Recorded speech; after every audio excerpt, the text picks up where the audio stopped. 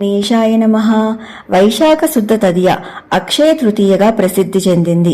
కార్తీక మాసంలో దీపానికి, మాఘమాసం స్నానానికి ఏ విధంగా ప్రసిద్ధో అదేవిధంగా వైశాఖ మాసం దానానికి ప్రసిద్ధి. జీవుని యొక్క దుఃఖాలను హరించే శక్తి త్యాగానికి, దానానికి మాత్రమే ఉంటుంది. విశేషించి ఈ వైశాఖ తృతీయ నాడు చేసే దానం అక్షయ ఫలాలనిస్తుంది.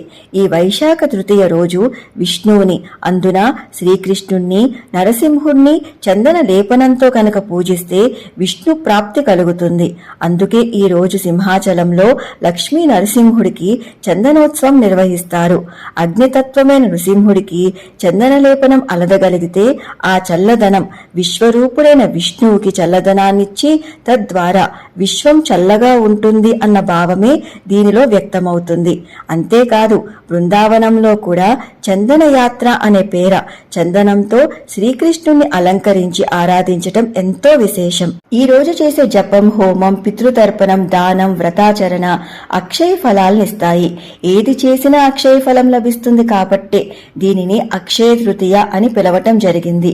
బంగారం, వెండి, గోవుదానాలే కాదు, ఈ రోజు విశేషించి విసనకర్ర, ఛత్రం, పాదరక్షలు దానం చేస్తూ ఉంటారు.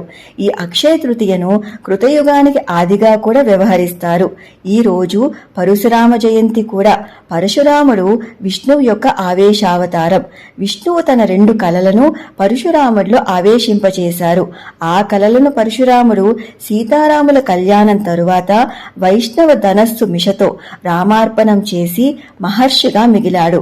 ఆ పరశురాముడిని ఉద్దేశించి గౌరవంతో జమదగ్ని మహావీర క్షత్రియాంతకర ప్రభో గృహానర్ఘ్యం మయా దత్తం కృపయా పరమేశ్వర అని అంటూ ఈ రోజు అర్ఘ్య ప్రదానం చేస్తారు.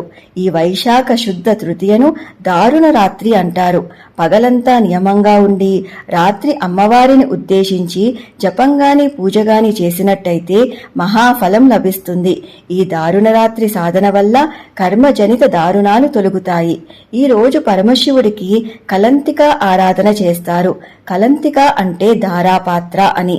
ముఖ్యంగా ఆలయాల్లో వైశాఖ మాసమంతా కలంతిక అంటే ధారాపాత్ర ద్వారా సంతత ధారగా శివలింగాన్ని కనుక అభిషేకిస్తే ఆ ప్రాంతంలో కరువు అనేదే ఉండదు. ఈ రోజు చల్లని పదార్థాలతో సంతత ధారగా శివునికి కనుక అభిషేకం చేస్తే మహాఫలాలే ఇస్తాయి. అక్షయ తృతీయ అనేది ధనార్జనకు కాదు, దానం చేయటానికి ప్రధానం. సర్వం కృష్ణార్పణమస్తు. స్వస్తి.